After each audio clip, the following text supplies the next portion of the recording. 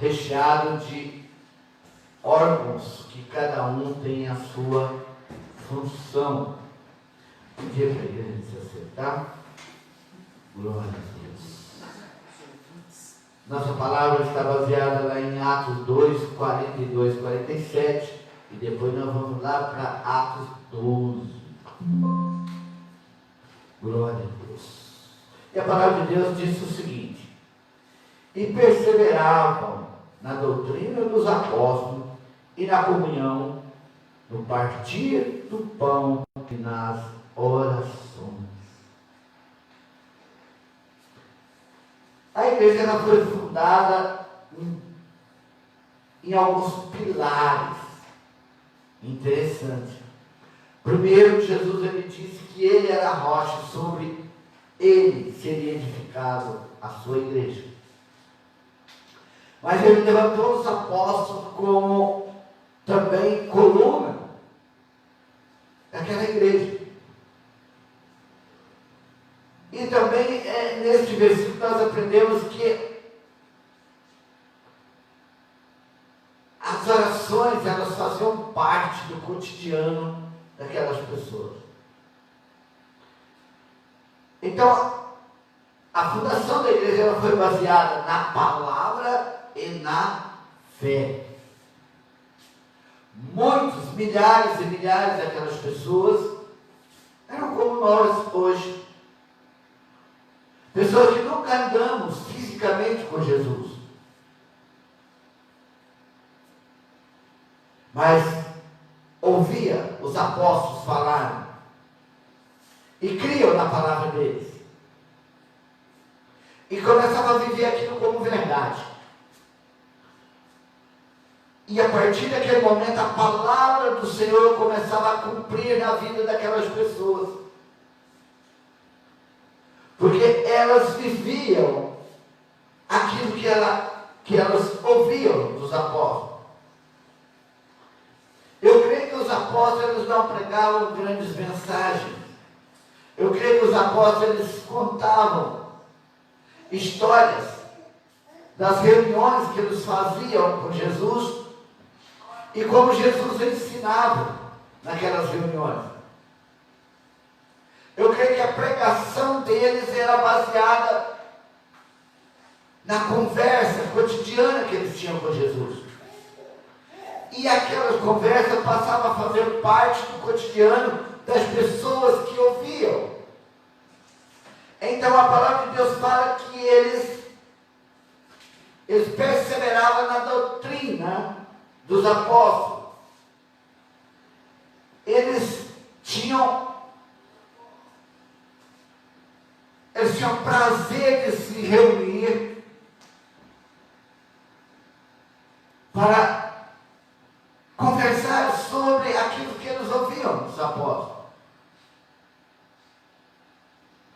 Então eles tinham um esquema, eles perseveravam na doutrina. De que o que é a doutrina?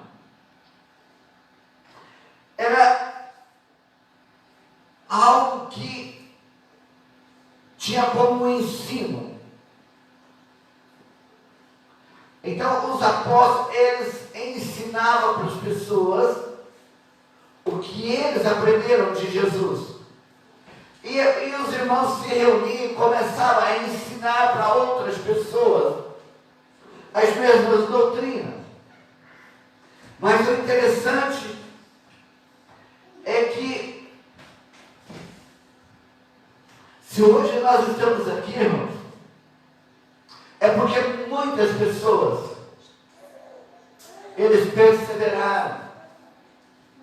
Muitas pessoas morreram. Muitas pessoas entregaram literalmente a sua vida para que eu e você tivesse a palavra hoje. Então, quando nós falamos que as coisas chegam até a mim, até você de graça, para nós pode até ser de graça, mas alguém pagou o preço para ela chegar até nós. Alguém morreu. Alguém foi queimado. Alguém foi chicoteado até a morte. morte. Alguém foi parar na cruz. E até hoje, alguém morre pela palavra.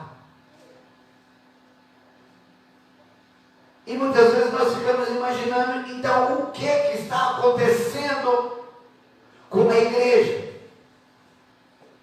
É um negócio muito interessante, irmão. É que o valor da palavra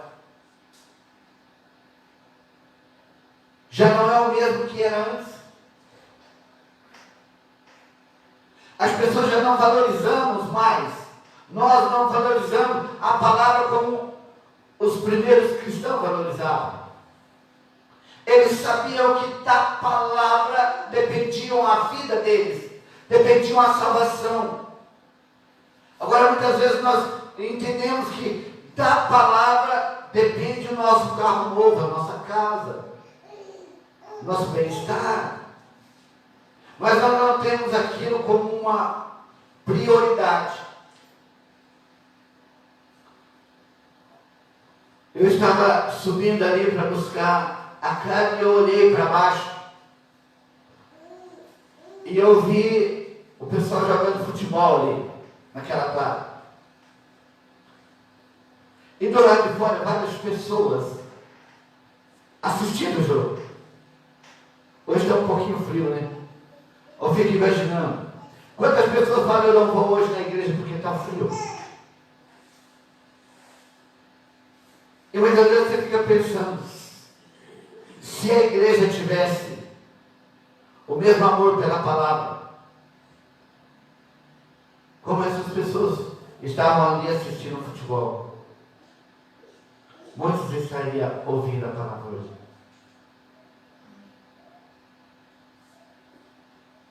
Se as pessoas valorizassem tanto a palavra de Deus como num show, que eles vão embaixo de chuva, colocam uma capa de chuva e vai. Se as pessoas fizessem essa mesma coisa, a cada dia teria mais um templo. As igrejas estariam ampliando os locais para colocar as pessoas nesses locais. Mas é difícil, porque a palavra já não tem mais o mesmo peso, já não tem mais o mesmo valor.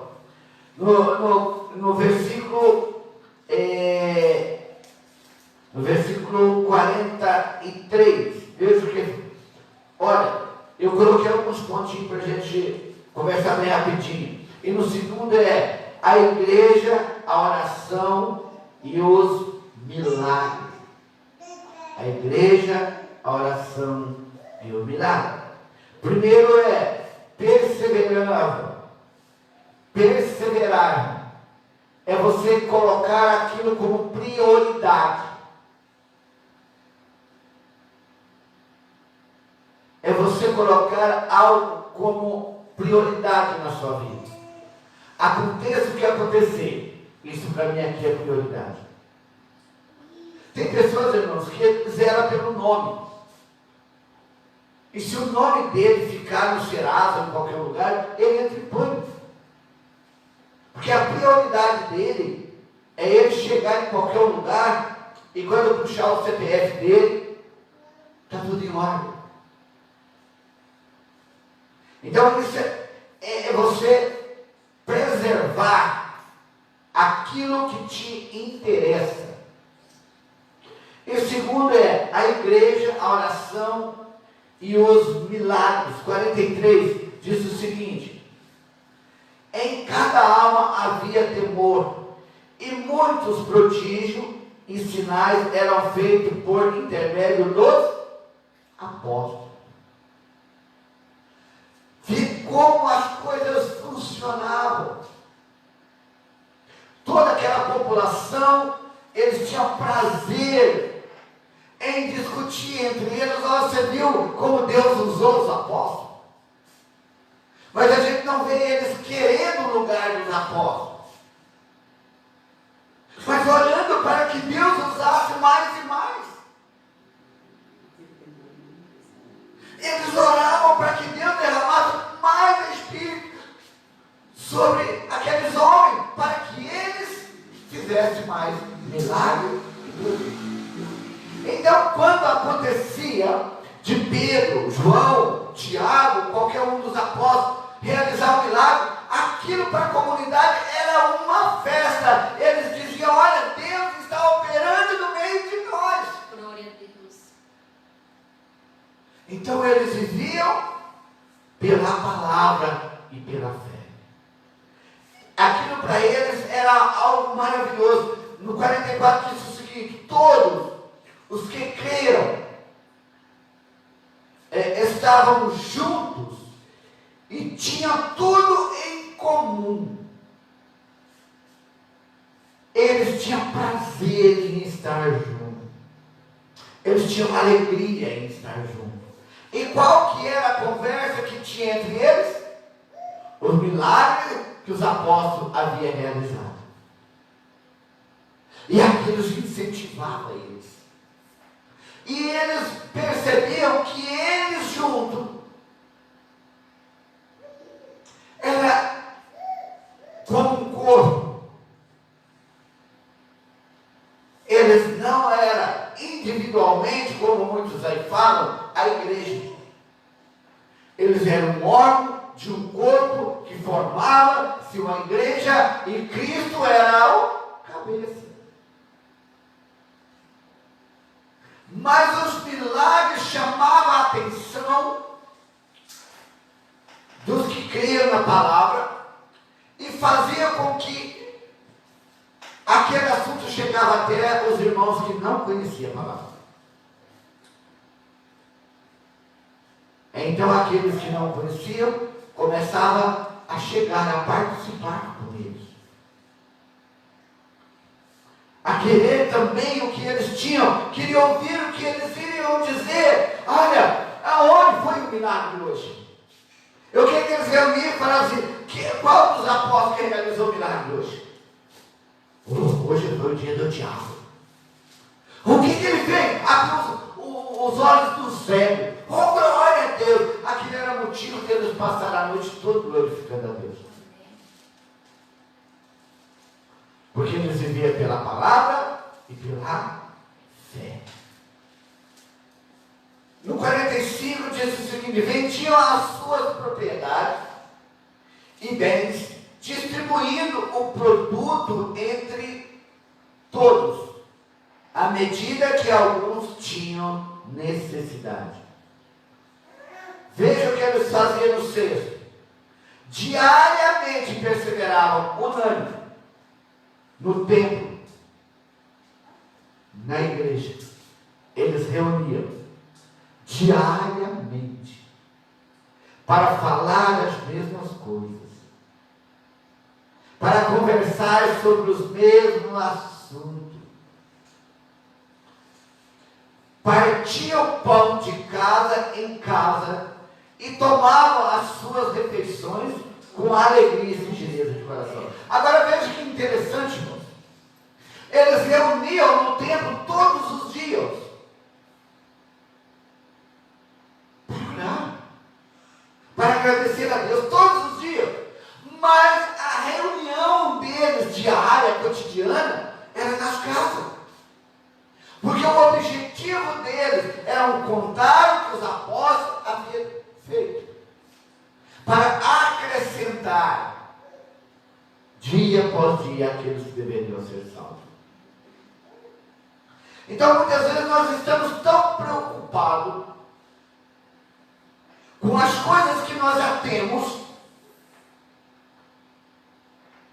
e nós não temos tempo pelas coisas que Deus quer realizar através da nossa vida. Muitas vezes nós ficamos tristes porque alguém está prosperando e nós não. Muitas vezes nós reclamamos porque se nós oramos também, o porquê que o outro lá está crescendo e nós não. O porquê que o outro, o negócio dele está explodindo, eu tenho a mesma empresa e a minha não. Em vez de nós fazermos alguma coisa para mudar. Nós questionamos questionamos o porquê que o outro tem e eu não tenho. É porque muitas vezes o outro está indo. E nós estamos esperando que alguém nos leve. Muitas vezes o outro, enquanto nós estamos dormindo, o outro está orando. Enquanto nós estamos pensando, o outro está agindo. Enquanto nós estamos indo na padaria comprar o pão, o outro já dividiu o pão com os irmãos. Enquanto nós estamos procurando uma blusa, o outro já está com uma tocha de fogo, cheio do Espírito Santo de Deus, não tem nem frio. Então nós precisamos de trazer isso para nós. O que nós queremos? Onde nós queremos chegar? Nós vamos caminhar ou vamos esperar que um dia alguém nos leve? Aí eu já tenho tudo. Então tá bom. O nosso tempo aqui na Terra é mais ou menos aí de 70 a no máximo 90 anos. E isso passa muito rápido. E depois? Nós precisamos de mais coisas além daquilo que nós pedimos dia a dia. No 47 diz o seguinte: louvando a Deus e dando louvando a Deus e contando com a simpatia de todos os povos, enquanto isso acrescentava-lhe o Senhor dia a dia os que iam sendo salvos. Como que aquelas pessoas eram salvas? Porque via a maneira dos cristãos viver. Eu saio da minha casa, vou na casa do Miguel. Aí chego lá e eu encontro o Sérgio, eu encontro a Laudicélia, eu encontro o Diogo. E aí nós começamos a falar daquilo que nós cremos. Mas o vizinho, e o vizinho? O vizinho vai ouvir. Na próxima reunião ele vai querer estar lá. Porque ele não ouviu nós falarmos que as coisas estão difíceis. Eles ouviram nós falarmos de milagres. O povo de Deus era perseguido. Mas eles não falavam da perseguição. Eles falavam dos milagres que aconteciam. É diferente. Quando nós olhamos no negativo, nós vamos ver o negativo. E aquele povo, eles tinham o negativo com sobra. Mas a fé que eles tinham, no nome de Jesus, e o que eles ouviam dos apóstolos, era o suficiente para eles viverem de casa em casa e conversar um com o outro sobre o que estava acontecendo. Então, irmãos, é algo tremendo essa palavra, tremendo, tremendo. Deus ia acrescentando o que deviam ser salvos. Terceiro, a igreja não faz plantão na porta de cadeia, mas no templo. A igreja não faz plantão na porta de cadeia, mas no templo. Como assim, pastor? Irmãos, já aconteceu há uns anos atrás que um grande pastor, ele foi preso. E a igreja dele já era grande. E a igreja não foi para a porta da cadeia, onde ele estava preso. Eles se trancaram no templo e oraram lá até o homem ser solto.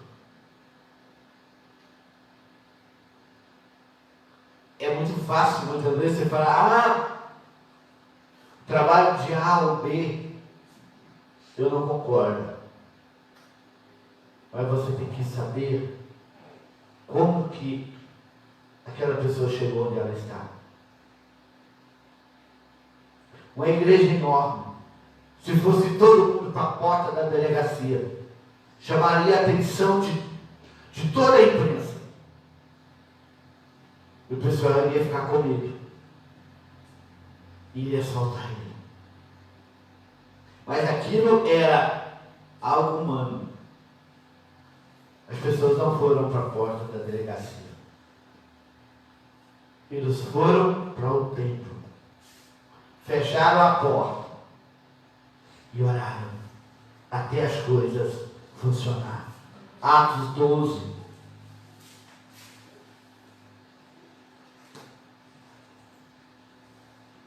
Atos 12, a partir do 5, disse o seguinte: Pedro, pois, estava guardado no cárcere, mas havia oração incessante a Deus por parte da igreja a favor dele. Aquele povo não foram para a porta da delegacia. Eles se reuniram, porque eles sabiam que ali tinha solução. Quando nós entendemos, irmãos, que a solução nossa está na oração, no partir do pão, na comunhão, então nós vamos deixar de procurar as coisas onde não tem.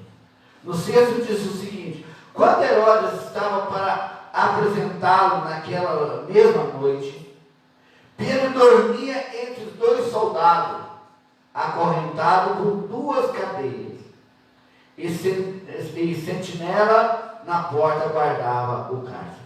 Quer dizer, o cara estava protegido, não para ele fugir, mas para que os discípulos dele não entrassem lá. A preocupação de Herodes era que a população se revoltasse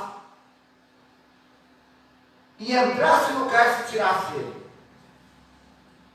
O que o diabo quer que a igreja faz é começar a brigar um com o outro. Em vez de ir por dentro e ir para a porta da delegacia fazer escândalo. Chamar a atenção de imprensa, em vez de chamar a atenção de Deus. Enquanto nós estivermos querendo fazer as coisas do nosso jeito, nós não estamos deixando Deus agir na nossa vida. Então a igreja, ela orava por Pedro, mas ele estava muito bem guardado. E olha a preocupação de Pedro. Ele dormia. Mas por que ele dormia? Ali tinha 3 coisas. Primeiro, não tinha como ele fugir. Não tinha como alguém entrar lá e resgatar ele. Então ele não precisava ficar preocupado, porque não tinha outra saída. Ele e os irmãos dele não poderiam fazer nada para tirar ele daquele lugar. Irmão, existe algo na minha vida, na tua vida, que não tem ninguém que possa livrar você daquela situação. As suas preocupações não vão resolver o problema, a não deixar você doente e as pessoas que estão perto de você maluca. Então ele foi dormir. Segundo, eles sabiam que tinha uma promessa.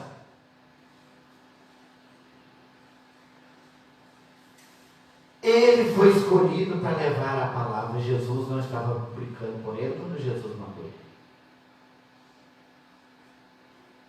Então ele esperava o resultado da palavra.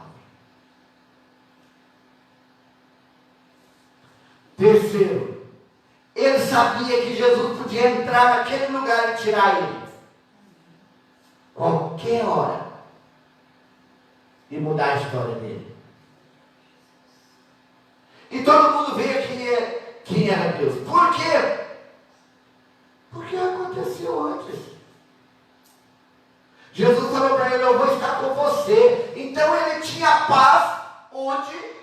ninguém teria paz. Quarto, se ele morresse, ele iria viver com Jesus. Então ele não tinha outra coisa melhor a fazer do que dormir e esperar. Há momento que nós agimos, há momento que nós esperamos e há momento que nós dormimos para esperar Deus agir. Lembra que Paulo e Silas também estavam presos. Mas por volta da meia-noite eles cantavam louvores e davam graças a Deus. E os outros presos acompanhavam, assistiam. O que eles estavam fazendo? Não importa a circunstância, estamos adorando o Deus da nossa salvação. Irmão, se você quer vencer, não escolhe oportunidade para você estar na presença de Deus. Permaneça nela todos os dias. Porque se você for esperar uma oportunidade, ela pode nunca chegar. Porque você vai estar sempre muito ocupado. E não vai ser muito fácil para você fazer todo esse esquema.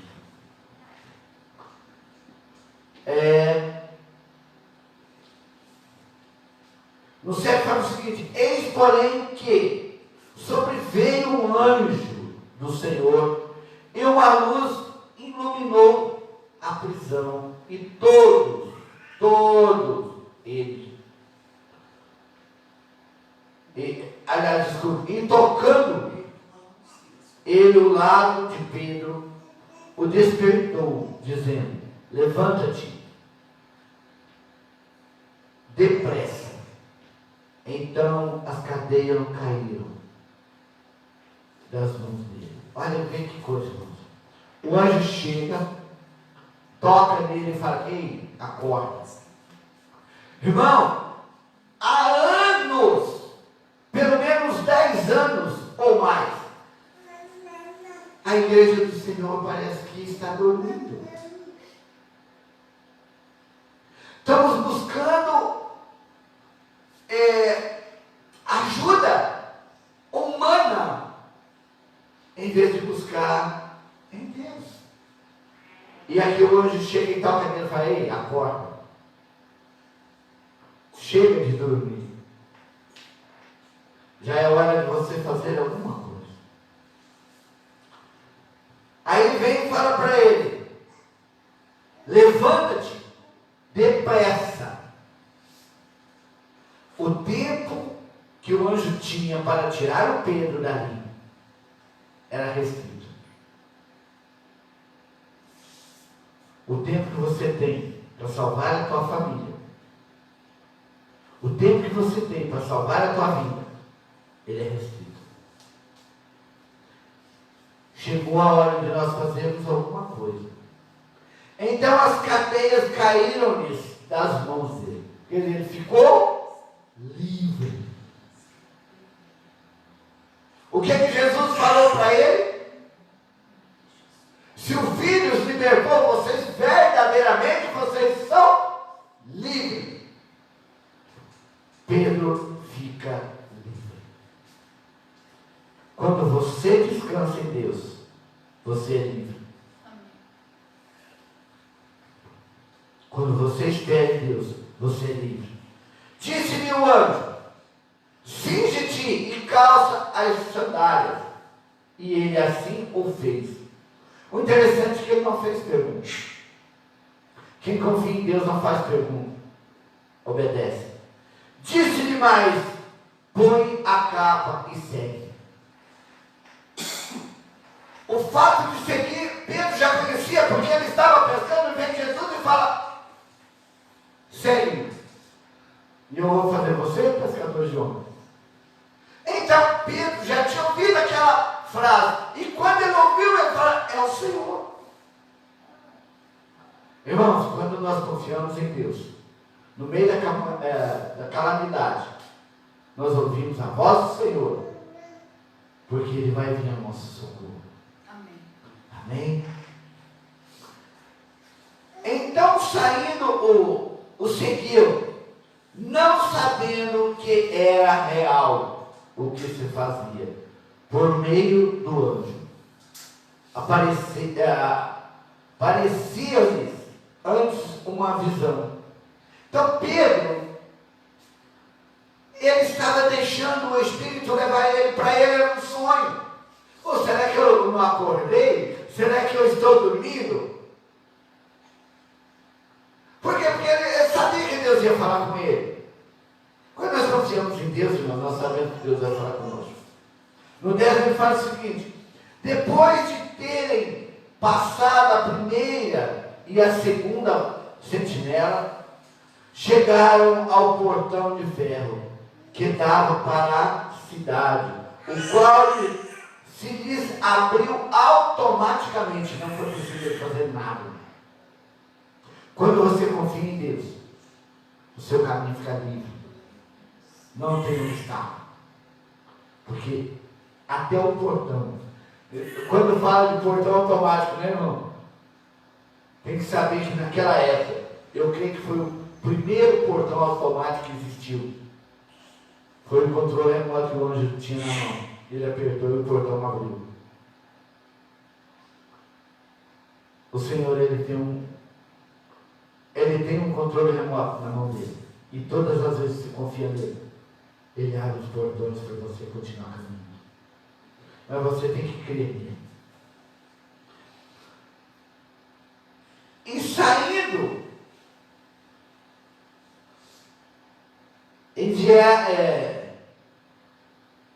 enveredaram por uma rua, e logo adiante o anjo se apartou dele. Por que o anjo se apartou dele? Porque ali ele já não precisava mais. Ali ele já poderia fazer as coisas sozinho. Quando você não pode andar, o Senhor, Ele carrega você. Mas quando é você que faz a tua parte, então você que vai caminhar. No 11, então Pedro, caindo em si, olha só, disse-lhe: agora sei verdadeiramente que o Senhor enviou o seu anjo e me livrou da mão de Herodes e de toda expectativa do povo judaico. Ali que ele entendeu. Nós precisamos de entender que nós não somos chamados só para receber milagre, mas para dividir, divulgar e abençoar pessoas. Amém. Considerando ele a sua situação, resolveu ir à casa de Maria, mãe de João. Esse João, ele também tinha o nome de Marcos, onde muitas pessoas estavam congregadas em oração. A igreja que ora vê milagre. Pedro só veio avisar: pode mudar a linha de oração de vocês, porque eu já estou livre. Eu já estou livre. As orações de vocês já foram atendidas. Quando